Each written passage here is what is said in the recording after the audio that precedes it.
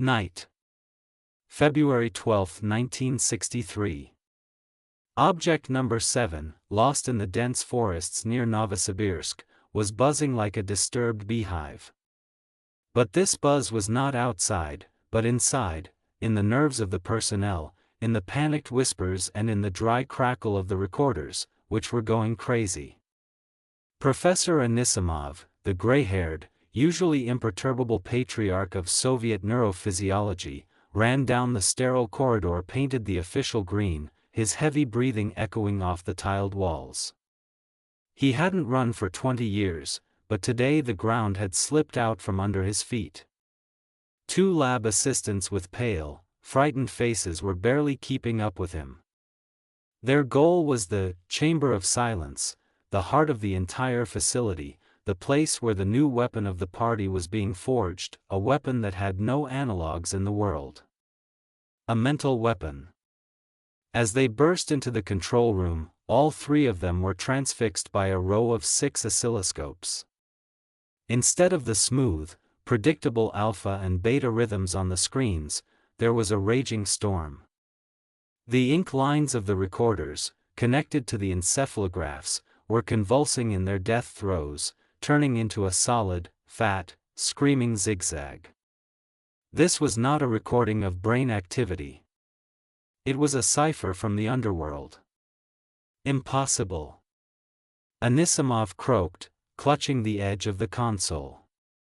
Complete desynchronization of the cortex. Activity exceeds the norm by thousands of times. With such indicators, their skulls should have simply exploded. But behind the thick, soundproof glass, in the Chamber of Silence itself, nothing exploded.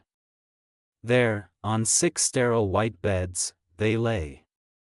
6 people, 3 men, 3 women. The best telepaths, selected from all over the Union for the top-secret experiment, Red Star. Their bodies were absolutely motionless. Their chests did not rise. Their faces were frozen in an expression of deep, almost unearthly peace. They were not breathing. They were in a coma. In the deepest coma, from which, as Anisimov's many years of experience showed, no one returns. 6 deathly calm bodies and 6 minds screaming with the force of a supernova. It was a silent scream that only the machines could hear. And that scream marked the complete, crushing failure of the most ambitious project of his life. KGB Major Leonov arrived at dawn. His UAZ, having fought its way through the snow-covered forest, stopped at a featureless concrete checkpoint. A man emerged who seemed to be woven from the Siberian cold.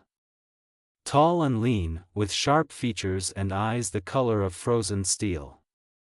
He did not wear a uniform, preferring a severe civilian coat, but he exuded an authority far greater than that of any general. Leonov was an analyst from the Special Department, a unit that dealt with anything that did not fit into the standard framework of treason or sabotage. He was a medic of reality, the one who came after a disaster to carefully pick up the fragments, pack them into a folder marked Top Secret, and compile a report in which there would be not a single word of truth. Anisimov met him. The professor had aged 10 years overnight. His hands were shaking as he handed the major his pass. "Comrade Major. Something unexpected has happened," he muttered. "The unexpected is my job, Professor," Leonov replied coldly, walking inside. "Report. Briefly and to the point." In Anisimov's office, smelling of valocordon and fear, Leonov listened to the scientist's confused story.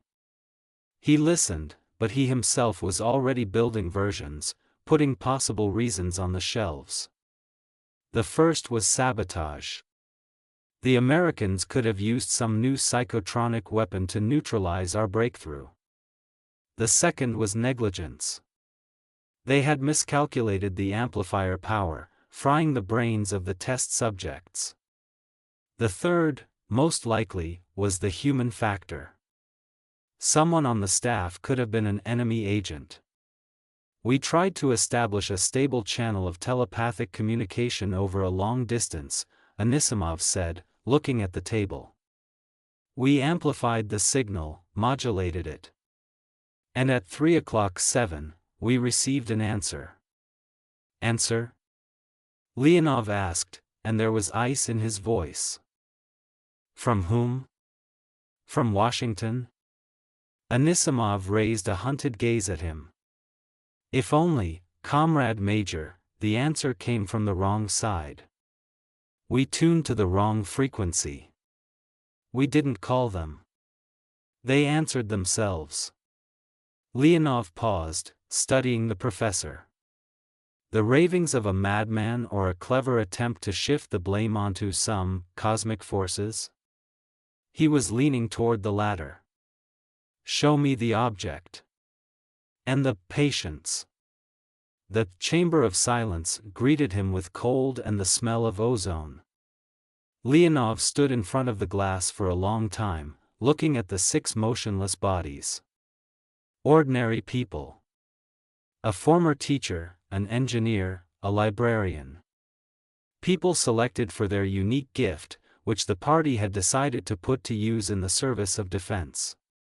Now they looked like broken dolls. He turned his gaze to the recorders, which continued to draw their crazy zigzags. They're on life support, Anisimov explained quietly. Their hearts aren't beating, their lungs aren't working. But the brain is alive. If you can call it life. Let's call it a condition requiring an explanation, Leonov snapped. Professor, I want to see all the logs, all the records of the last sessions. And a complete list of personnel with personal files. I will work in your office. No one is to enter without my permission. Leonov spent the next few hours doing the work he was used to. He studied the diagrams, duty schedules, reports.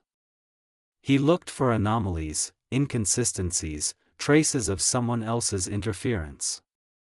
But everything was clean. Sterile. The facility worked like clockwork, right up until 3 in the morning. Right up until the moment when 6 people simultaneously ceased to be people, turning into biological radio stations broadcasting noise from nowhere. His analytical mind, accustomed to logic and cause-and-effect relationships, reached a dead end. The version about sabotage fell apart. It was impossible to penetrate the top-secret facility. Negligence?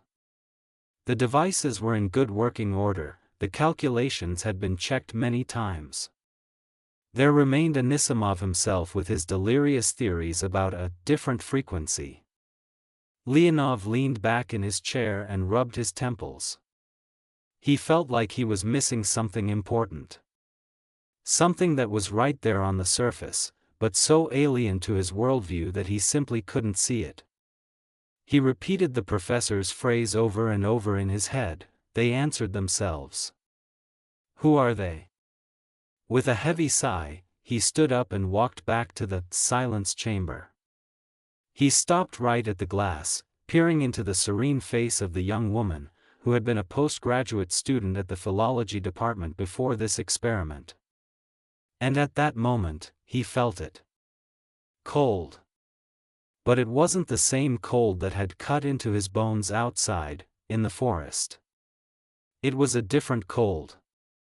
Mental. Absolute zero in his own mind. For one brief moment, his thoughts stopped. All his versions, suspicions, logical chains, everything disappeared. Only a ringing, endless emptiness remained. And in this emptiness, he felt a presence. Enormous, incomprehensible, indifferent. As if he were a grain of sand on the ocean floor that suddenly became aware of the very thickness of the water above him. The obsession passed as quickly as it had begun. His heart began to pound in his chest. Leonov recoiled from the glass, breathing heavily. For the first time in his life, he was afraid. Not afraid of a bullet, not of failure, not of the wrath of his superiors. He was afraid that the mad Professor Anisimov might be the only one who was telling him the truth. Leonov stepped back from the glass of the silence chamber and forced himself to take a deep, even breath. The air, smelling of ozone and sterility, filled his lungs, but it could not drive away the icy horror that momentarily paralyzed his mind. He was a professional. Emotions were a luxury he could not afford. What he felt was unimportant. It could have been fatigue, self-hypnosis, a reaction to the oppressive atmosphere. Facts. He needed facts. And the only source of facts, however insane, was now sitting in his office, probably already drinking his third glass of cognac from his treasured flask. He returned to Anisimov's office without knocking. The professor was sitting at the table, his head in his hands. In front of him stood a glass of amber liquid. "I'm closing the facility for quarantine." Leonov's voice was even and metallic. There was no hint of the shock he had experienced. "A complete information blockade. Not a single employee will leave the territory without my personal permission. And now, Professor, we'll talk. In detail. And I strongly advise you not to hide from me even the most insignificant details, in your opinion." Leonov sat down opposite, placing a thin folder and pen on the table. He had no intention of writing anything down. It was a gesture intended to exert pressure. "I've already said everything," Anisimov responded dully. "You said nothing," the major snapped. "You told me a fairy tale about an answer from the other side. I want to know what you were really doing. What was the real purpose of the Red Star experiment? Not the one written in the reports to the Politburo." Anisimov raised his head. His eyes were filled with the despair of a scientist who is forced to explain higher mathematics to a primitive tribe. "You won't understand. You're looking for spies, saboteurs. But there's no enemy here. There's only an open door, which we inadvertently looked into. Let's try." Leonov's voice took on a steely tone. "Try to explain it so that even I, a civilian, can understand." The professor sighed heavily, took a long sip from his glass, and began to speak. His voice was quiet, breaking, as if he was afraid that the walls would overhear him. "We weren't just trying to read minds. That's primitive. We were working on creating a mental radar. Imagine that each person's consciousness is a tiny radio station operating on its own unique frequency. We created an amplifier, a resonator, that could tune into these frequencies and pick up not thoughts, but intentions. Detect an enemy agent in a crowd by his alarm. Predict the order of an enemy general a moment before he gives it. We wanted to hear not words, but the matrix of the hostile will itself." Leonov listened silently. This was already closer to reality. Military paranoia, multiplied by the genius of Soviet scientists. "What went wrong?" he asked when Anisimov fell silent. "The universe," Anisimov rubbed his forehead, choosing his words. "The universe turned out to be more complex than we thought. We assumed that beyond human consciousness there was silence. Emptiness. But there was an ocean there. Imagine that our entire world, all our thoughts are just a thin film on the surface of this ocean. And we broke through this film. Our radar was too powerful. It passed through individual consciousnesses and tuned into the frequency of the ocean itself. To what lies at its core? To the collective mind. Collective intelligence?" Leonov raised an eyebrow skeptically. "Is this from Jung's works, Professor?" Are we now going to operate with the terms of bourgeois psychology? Call it what you want. Anisimov almost screamed. God. Noosphere. Absolute. It's not about the name. It just is. It has always been. It's not evil and it's not good. It just exists. And we, like idiots, shone our pocket flashlight in its direction. And it noticed us. A heavy silence fell over the office. Leonov looked at the professor and saw before him a man whose scientific picture of the world had collapsed, burying him under its rubble. It seemed like the truth. Not the objective truth, but the truth of Anisimov himself. He believed in what he was saying. Okay, said the major, changing tactics. Let's say you made contact with the ocean. And then what? What happened to your telepaths? They became conduits. Cables. The ocean began to transmit information through them. But its volume, its nature, it is incompatible with the human psyche. It's like trying to run Niagara Falls through a faucet.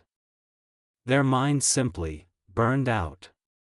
Blown like a fuse. They took the blow that was meant for all of us. Leonov stood up. The interrogation was over. He had learned nothing that could form the basis of a rational report. But he sensed the direction in which he needed to dig. He needed evidence. Physical, tangible anomalies.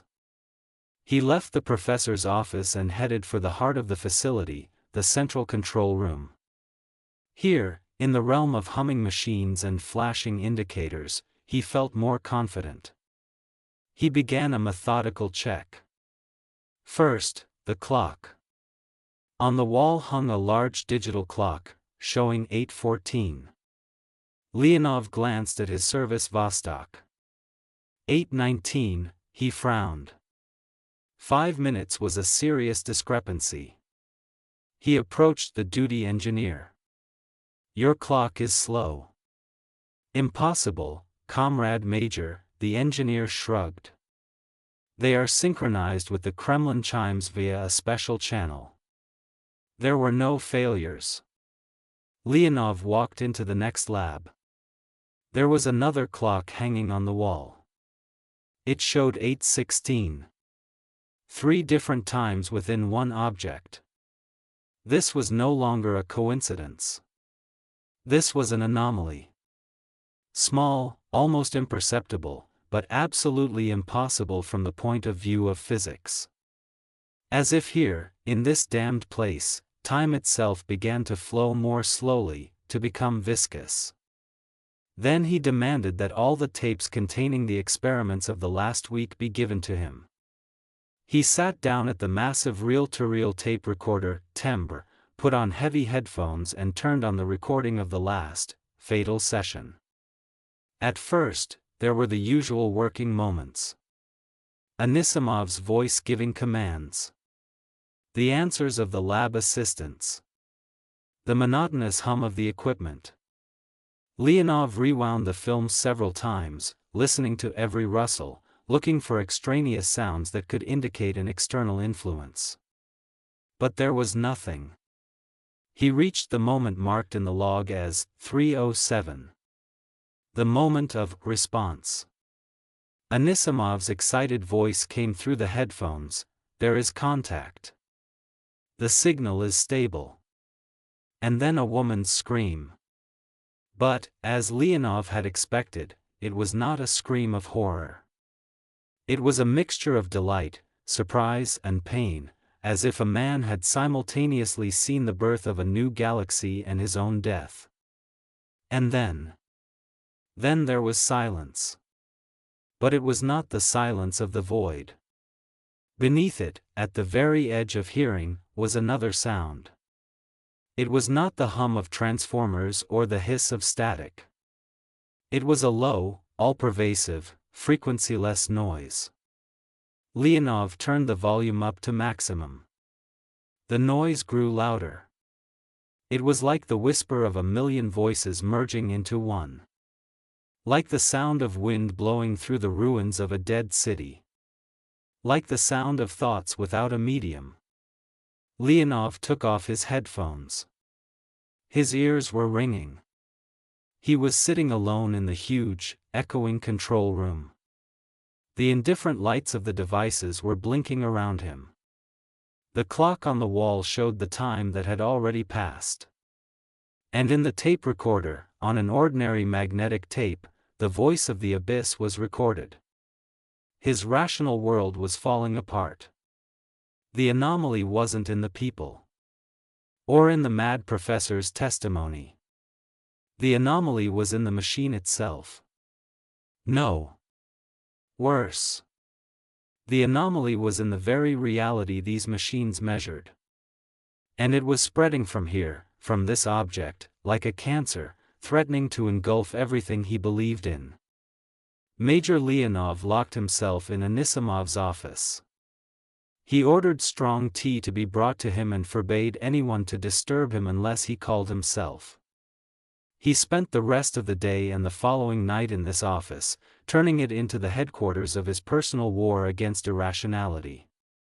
On the huge table, as if on a battlefield, his troops were laid out, stacks of technical journals, personnel files, duty schedules, medical records of experimental subjects and, in the very center, like the main enemy redoubt, a reel-to-reel tape recorder and boxes of magnetic tapes. He worked methodically, with a cold, almost surgical persistence. His brain, trained by years of analytical work, opened up layers of information, looked for discrepancies, tried to find that one thread, by pulling which, it would be possible to unravel this whole tangle.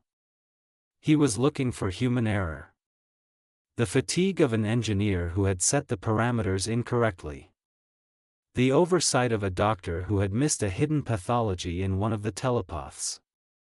He was looking for a traitor who could have mixed psychotropic gas into the ventilation. He was looking for anything, as long as it had a name, a surname and could be written into the interrogation protocol. He reread the personnel files. 6 people. 6 different fates, united by one damned gift. Nothing. Model Soviet citizens, who had passed dozens of checks. He studied the technical journals. All parameters were normal, all devices worked as expected until the last minute. No failures, no power surges. The system was flawless. By evening, his eyes were swimming with numbers and diagrams. Rational explanations were eluding him.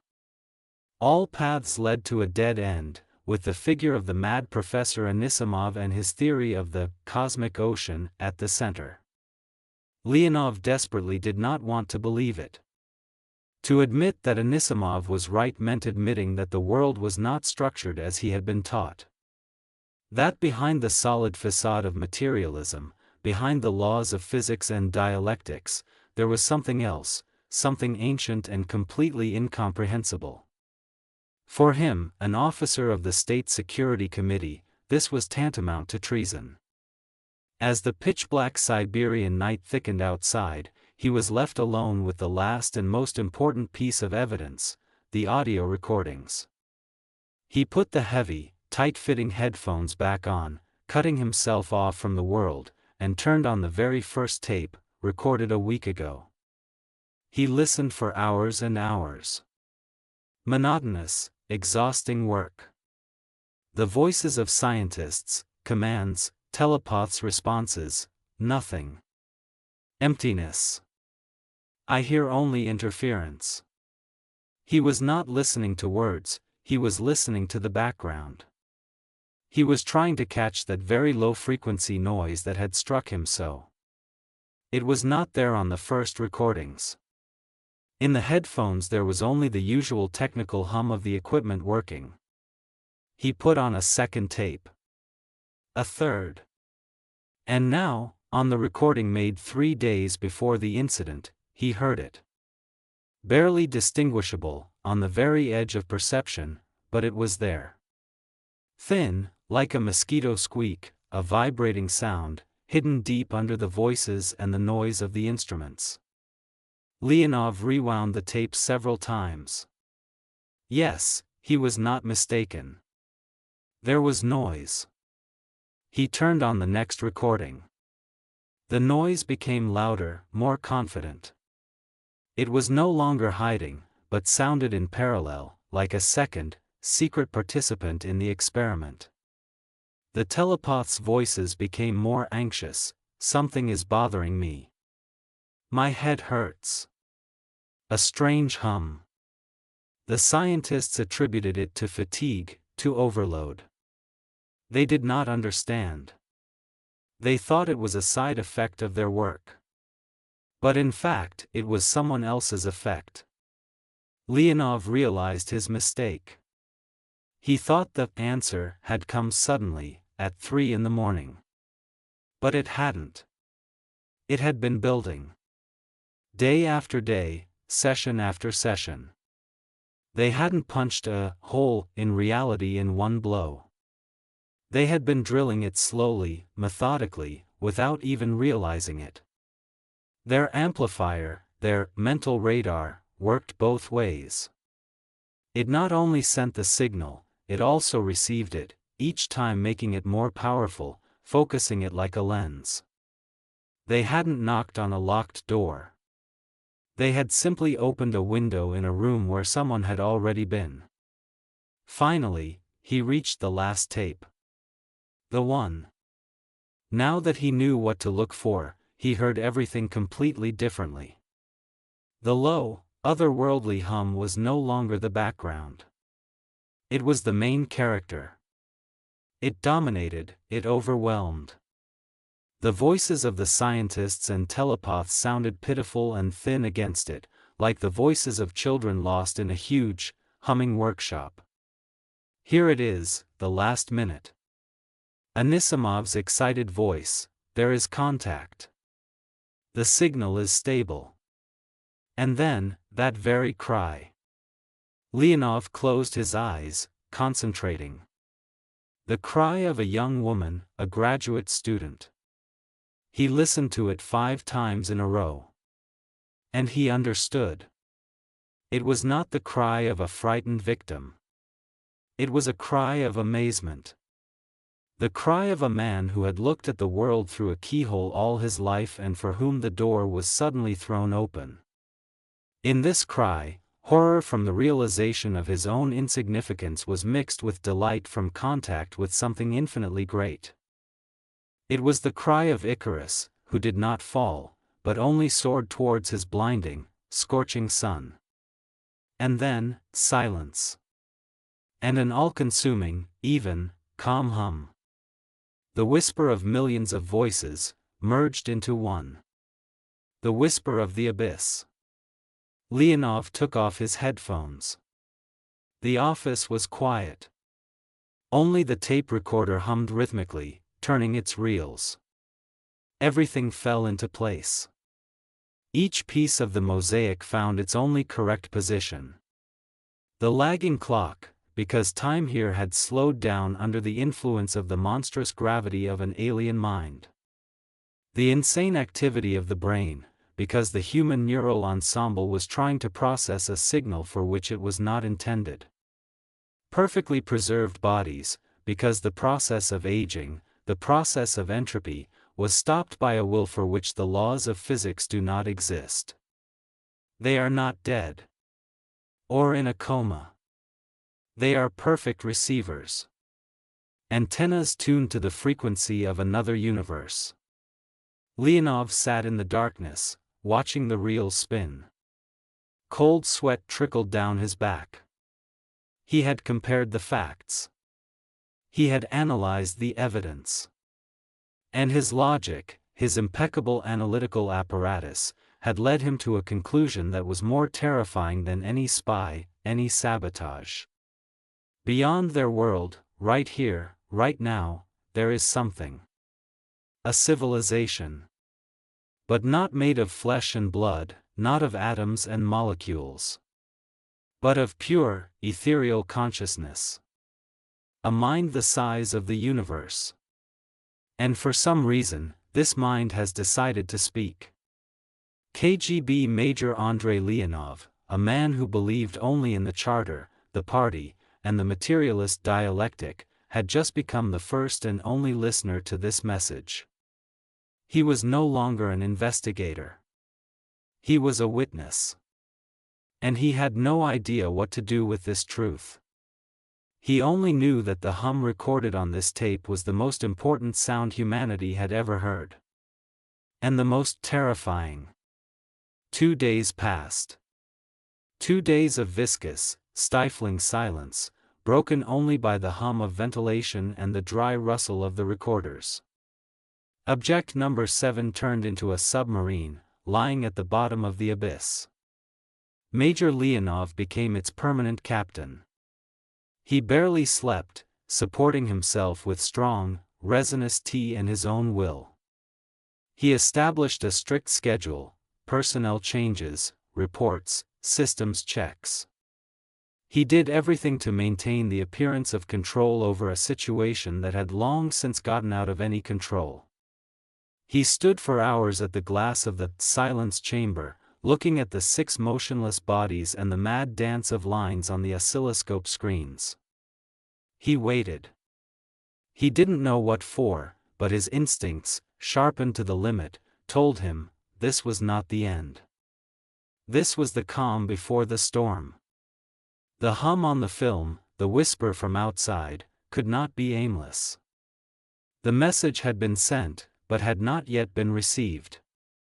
Professor Anisimov and the other scientists begged him to stop the experiment. To disconnect the subjects from life support. They were afraid.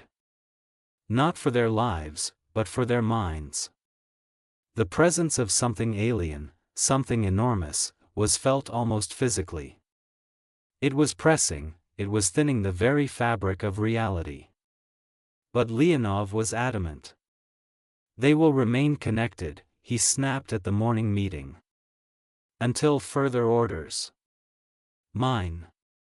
It was a direct violation of all instructions. He was risking everything, his career, his freedom, perhaps his life. But he knew that turning them off now would be like hanging up on the most important call in human history. He took on this responsibility. He became the last bastion against this secret. The denouement came at the end of the second day. At 23:14 local time. Leonov was in the control room, reviewing yet another report, when it began. First, the noise changed.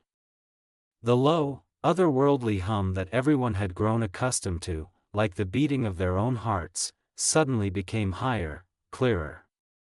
It acquired structure, a melody. It ceased to be noise and became a signal. All the instruments on the consoles simultaneously blinked and went out for a split second. And then they flashed again. The engineer on duty at the oscilloscope screamed. The crazy zigzags on the screen suddenly changed to a perfect, absolutely synchronous sine wave. 6 different minds began to think as one. Leonov rushed to the chamber of silence. Everyone in the control room followed him, as if hypnotized. And they saw. The 6 bodies on the beds opened their eyes at the same time, as if on command from an invisible conductor. They were not the eyes of living people. Empty, clear, bottomless, like the night sky. There was no thought or emotion in them. They looked through the walls, through people, through time itself. And then, with perfect, inhuman synchronicity, they sat up. The movement was smooth, precise, like puppets in the hands of a single puppeteer. 6 figures in white hospital gowns, sitting on their beds, back straight, eyes fixed on nothing. A dead silence reigned in the control room. One of the lab assistants sobbed and slid down the wall, losing consciousness. The young soldier from the guard, standing by the door, crossed himself convulsively. And then they started talking. It did not sound like human speech. Sound poured out of 6 mouths at once. Guttural, sing-song, full of clicking consonants and long, vibrating vowels.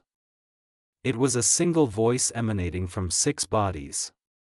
It was not loud, but it seemed to penetrate straight to the brain, bypassing the ears. The sound was complex, structured. There were repetitions, intonations, rhythm. This was not the ravings of madmen. It was language. Anisimov, standing next to Leonov, was shaking all over. His face was white as a sheet. "It started," he whispered. "The broadcast has started." Leonov felt no fear. He felt a strange, icy excitement. Here it was. What he had been waiting for. What he had risked for. His intuition had not deceived him. He grabbed Anisimov by the shoulder, shook him, bringing him to his senses. "Professor. Recording. Turn on all recording devices. Maximum quality. Don't miss a sound." The scientists, torn from their stupor by his commanding cry, rushed to the control panels. The tape recorders began to spin, the recording indicators began to blink. But Leonov was already thinking about the next step. Writing it down was half the battle. He needed to understand. This was a message. And he had to decipher it. He returned to the office that had become his temporary citadel and sat down at the secret communications device. He knew that this call was his greatest risk. He would be talking to Moscow. But not to his immediate superiors. He would be jumping over heads, risking being crushed by the system. At the other end of the line, after a long connection through a series of switches, he was answered by the sleepy, irritated voice of General Polyuektov's duty assistant from the KGB's Scientific and Technical Department. "Major Leonov, Subject 7, he introduced himself clearly. "I need a general. Immediately. This is a matter of national importance. Red folder level." The mention of top-level secrecy worked. 2 agonizing minutes later, the hoarse, disgruntled voice of the general himself came through the receiver. "I'm listening, Major. I hope you have good reasons for waking me up at 3 in the morning." "Comrade General," Leonov began, choosing his words carefully. "An abnormal incident occurred during the Red Star experiment. We established contact." "Contact?" the general asked. "With whom? With the Pentagon?" "No, Comrade General. A different kind of contact. Not hostile, but unknown. We are currently receiving an information packet in an unknown language. I cannot assess its contents, but I assume that its importance may extend beyond the scope of our department." The general on the other end of the line was silent. Leonov could almost physically feel him deciding that the man in front of him was a madman, a provocateur, or a man who had encountered something incredible. "What do you need, Major?" he finally asked. "I need the best specialists in the country. Linguists, cryptographers, specialists in nonverbal sign systems. The very best. I need Academician Smirnov from the Institute of Linguistics and his group. And I need them here. Within 24 hours. With the highest level of clearance." Silence again. The request was unheard of. Bring civilian scientists, world-famous luminaries, to a top-secret military facility? It was a violation of every conceivable protocol. "Are you aware of your demands, Major?" the general said slowly. "Yes, sir, Comrade General, Leonov answered firmly. And I am aware of the consequences if we do not decipher this message. I take full responsibility. The receiver was silent for a few more seconds. Then the general said one word, "Wait," and the connection was broken. Leonov hung up. He had made his move. Now all he had to do was wait. He returned to the chamber of silence. The six prophets continued their monotonous, hypnotic chant. They were speaking to the world. And he, Major Andrei Leonov, had just appointed himself their translator. The race against time had begun. 22 hours later, with the precision of a ballistic missile rather than civil aviation, a special plane landed on the runway of a secret airfield. 3 people emerged from it, looking as out of place in this kingdom of concrete and barbed wire as a Stradivarius violin on a battlefield. It was academician Smirnov's group. Smirnov himself, a short, dry old man with a snow-white beard and piercing, lively eyes, was a legend. A man who could hear a dead language in the rustle of sand and read the history of a people in the curve of a clay shard. With him were 2 of his best students, a cryptographer and a semantics specialist, both of whom looked like people who had been torn away from something infinitely important for the sake of some incomprehensible military whim. Leonov met them personally. He did not go into details, simply led them into the control room and silently pointed to the glass behind which the 6 prophets continued their synchronized vigil. Academician Smirnov looked at them for a long time, then listened to the strange, melodious voice pouring out of the speakers. His face did not reflect either surprise or fear.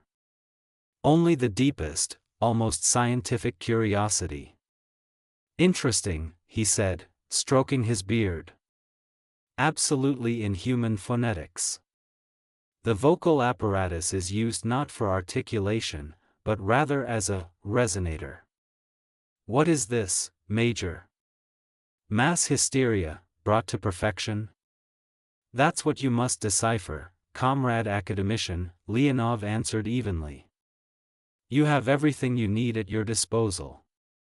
And, I'm afraid, very little time." The work began to boil. Anisimov's office turned into a linguistic laboratory. The scientists hung Wattman papers on the walls, covered them with diagrams, transcriptions, and voice spectrograms. They tried to apply all the methods known to mankind to this stream of sounds. They looked for root morphemes, case endings, syntactic constructions. They beat against it like a granite wall. A day passed. Then another. There was no progress. The language was unyielding. It lacked the logic of Earth languages. It was alien at the most fundamental level. The tension grew. The scientists were exhausted. Leonov paced the room in silence, his presence more oppressive than any order. He felt that time was running out, that the window of opportunity that had been broken into another reality could slam shut at any second.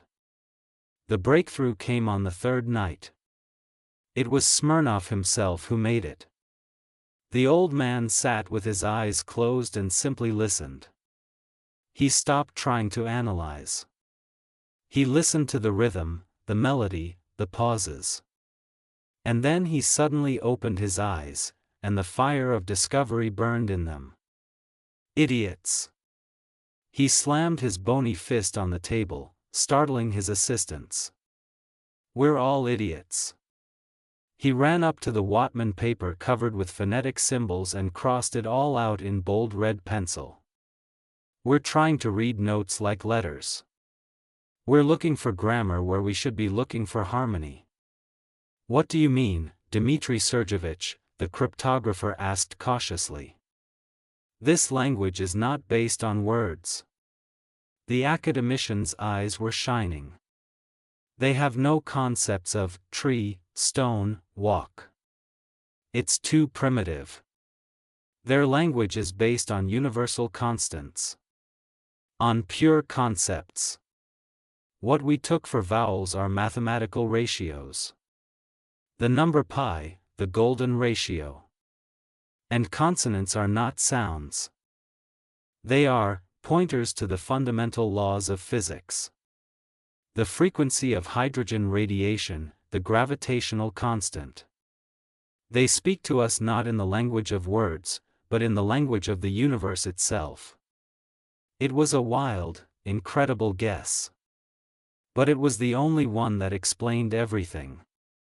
The scientists rushed to their calculations with new zeal. Now they knew what to look for. They stopped being linguists and became mathematicians, astronomers, and physicists. The work went at an incredible speed.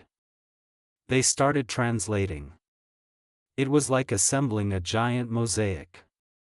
Here was a repetitive harmonic sequence based on the atomic weights of carbon and oxygen, life. Here was a dissonant chord associated with the mass of uranium, decay, weapon. Here was a complex phrase intertwining the concepts of big water, two giant masses, and clash of wills. The picture began to clear. Slowly, painfully, the first meaningful phrases began to appear on the boards and papers. Leonov stood behind them, holding his breath. He saw how meaning was born from the chaos of someone else's mind. Do not look for us in space. We are in your minds. The first phrase. It confirmed Anisimov's guess. We see probabilities. The paths of time. Like rivers. They are not just intelligence. They are observers standing outside of time. The tension reached its peak when the cryptographer, a young man whose eyes were red from lack of sleep, looked up from his paper. I think I understand. They're talking about a specific event. Everyone froze. Clash of the Giants, he read in a trembling voice. Liberty Island. Fire from the sky. And, the date. The exact date. Academician Smirnov came up, took the paper from him and read it out loud. His voice was quiet, but in the absolute silence of the office each word sounded like a bell. Warning. The Great War was near. Clash of Giants on Liberty Island. Fire from the sky was averted at the last moment. 1962, October. Cuba. A deafening silence fell over the office. Leonov felt an icy hand squeeze his heart. 1962, October. Cuba. The Cuban Missile Crisis. An event that had happened 4 months earlier. An event that only a few dozen people in the country's top leadership knew about. An event that nearly destroyed the world. They weren't predicting the future. They were telling the past. They were broadcasting the warning that had been sent back then, in October 1962. But no one was listening. There was no receiver. And now that a receiver had been created, it was too late. It wasn't a live broadcast. It was an echo. An echo of the greatest danger in human history, and an echo of the greatest missed opportunity. Leonov stood motionless. Everything came together in his head into a single, monstrous picture. They were trying to help. To warn. But humanity was deaf. And only now, by pure chance, they caught this desperate signal from the abyss. He realized the full extent of the tragedy. And the full scope of the discovery. Right here in his hands was irrefutable proof of the existence of a higher intelligence, and proof that that intelligence was trying to save them from themselves. He silently left the room, leaving the stunned scientists with their discovery. He went to his office and sat down at the special communications device. He knew that he was about to commit an official crime. But he had no choice. He called General Polyektov again. "Comrade General, we have decoded the message." His voice was as hard as steel. "And what did your guests from space tell you, Major?" There was irony in the general's voice. "They reported the exact details of Operation Anadir and the Cuban Missile Crisis. Dates, location, and the nature of the threat. Accurate to the day." There was a long, heavy silence on the other end of the line. The irony was gone. "Send a full report by coded message. Immediately. Red folder level."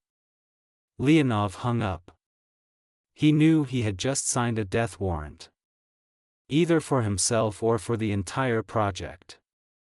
An hour later, the strangest and most terrifying report in the history of the KGB was sent to Moscow via encrypted channel. The answer came the next morning. It didn't come by phone. It came in the dry, soulless chatter of a teletype. A short, clipped phrase, typed in faceless letters. To Major Leonov. Facility 7. Top secret. I order, immediately close down the Red Star experiment. Dismantle the equipment. Destroy all documentation in accordance with instructions. Return academician Smirnov's research group to Moscow, having signed a warrant not to disclose state secrets. Isolate the patients. You personally must stop fantasizing and engage in your direct responsibilities. End of contact. Leonov slowly tore the tape off the device. He held the verdict in his hands. The system could not digest this truth. It chose the easiest path, denial. Pretend that nothing happened. Hide, destroy, silence. The climax turned into a collapse. The greatest discovery in human history was condemned to oblivion. The order, hammered out by a soulless teletype, was the death knell for the greatest discovery in history. The very next day, the liquidation team arrived at Site 7, silent men in identical gray suits, with empty eyes and the efficiency of gravediggers. They asked no questions. They executed. A total, surgical cleansing began. Object number 7 was opened like a tin can, cleaning out everything that could remind one of what had happened. The echoing corridors were no longer filled with an otherworldly hum, but with the squeal of industrial shredders devouring paper. Reports, diagrams, Wattman papers covered with the brilliant guesses of academician Smirnov, everything was turning into faceless paper crumbs.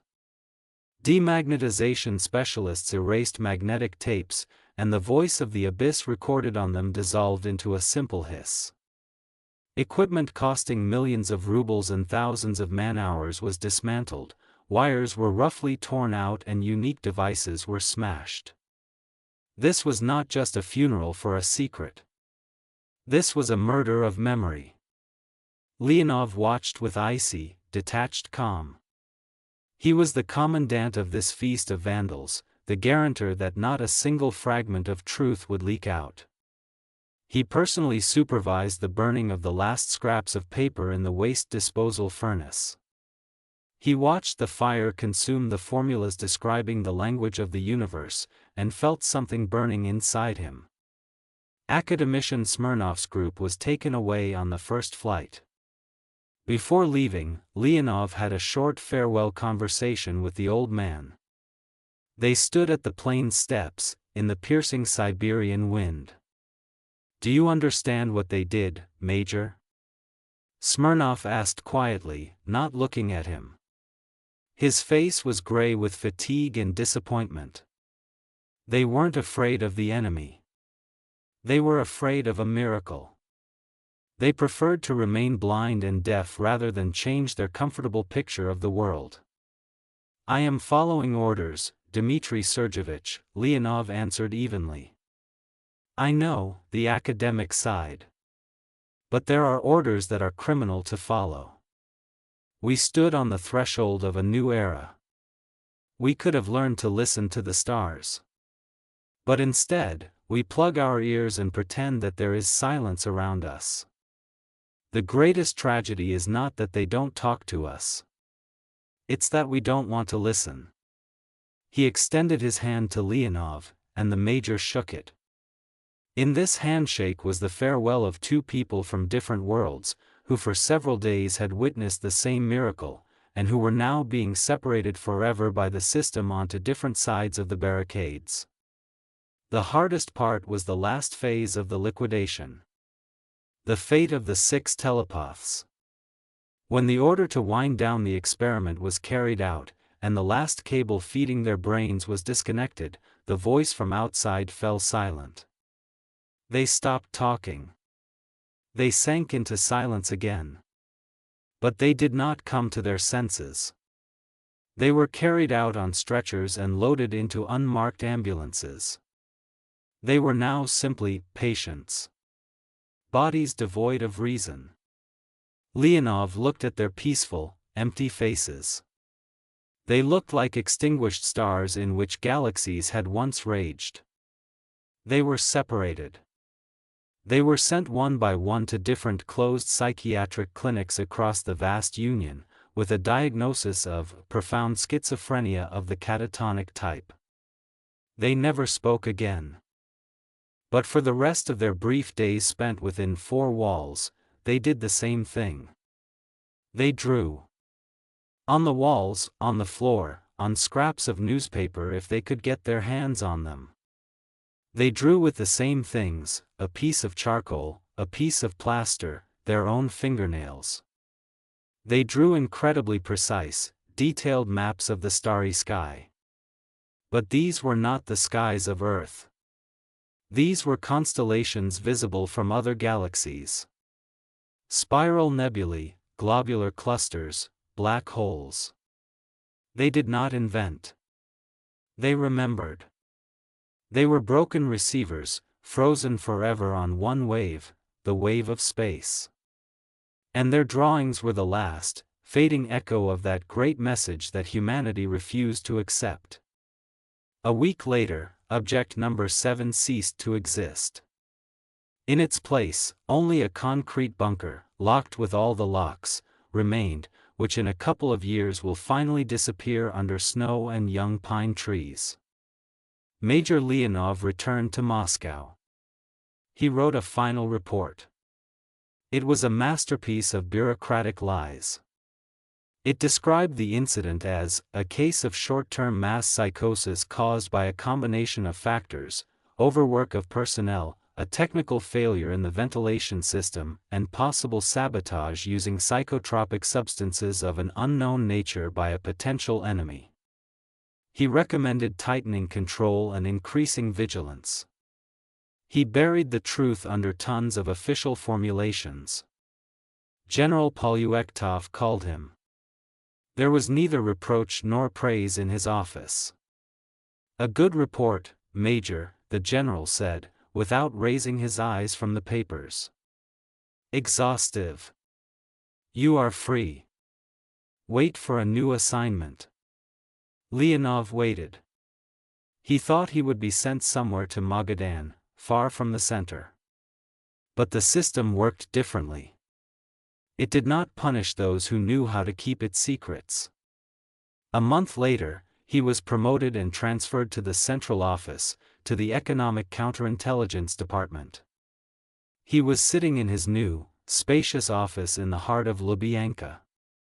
Outside the window, Moscow was noisy, living its usual life. On his desk lay a folder with a new case: theft of industrial diamonds at a Ural plant. Ordinary, understandable, earthly dirt. Spies, thieves, traitors. His world had returned to its place. But something has changed forever. Sometimes at night, when the city was quiet, he would go to the window and look at the stars. They were no longer just cold points of light to him. He knew that there was someone else out there, in that endless silence. A mind that saw time as a river, and that had once tried to save them from themselves. He was not afraid of this mind. He realized that the real horror, the real threat, was not out there in the depths of space. It was here on Earth. In the rooms where decisions were made. In the blindness of those who preferred convenient lies to inconvenient truths. In the unwillingness to listen. Major Leonov, now a lieutenant colonel, had won his battle. He had saved his career, his position, his life. But he had lost the war. He had become the keeper of the greatest secret in human history and at the same time its jailer. And he knew that one day, perhaps very soon, the ocean would speak again. But that was not what he feared. What he feared was that this time there would be no one around to listen. And then the silent cry of the universe would finally dissolve in the deafening silence of human deafness.